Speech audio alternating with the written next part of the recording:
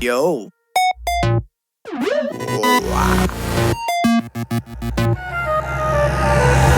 تق یهو زد به در باز شد گیر من بود. یکی از این آدمای شهر، اتفاقی دست دادم بهش اتحاد از عرصه هنر بهم رسید. چفت هم درس و مشق و دیگه ولش و پا توی راه نشدم دست به دور. شب رفت از فرداش گفتن سخت دوری، ظاهرن اینا دوستا بودن و اوستا رو پا دشمن. من تنها بودم و گرگا تو پوست و گوسفند جلوه گریبه میکردم. منم فکر این که مثل خودم بودن صاف و ساده با مرام خراب شد باورم، همه از بین رفت ته کشیدم و سرنشین منم این پشت به هدف مبهم جون میکندم. حس میکردم نفر موردم آسمون مثل سنگ بالا سرم لحد کلن باعث اینا شد اعتماد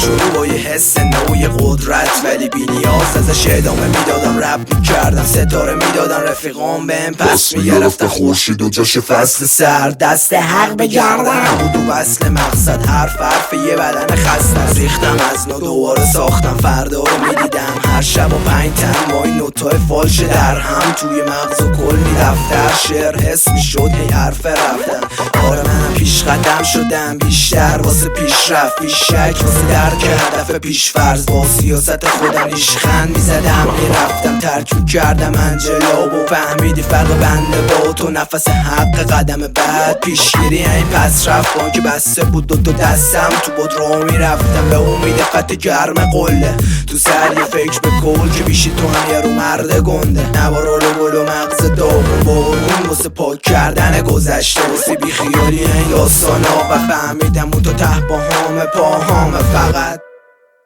بود برونی که امیدو تو دلم کشتر کرد. طلوع مثل آفتاب زد چشار و خط کش زیر پام و سنم جا کرد. با خوبی و خوب و بدیامو زیر خاک کرد. جاش توی قلبم تا ابد برون با کرد در آسمون.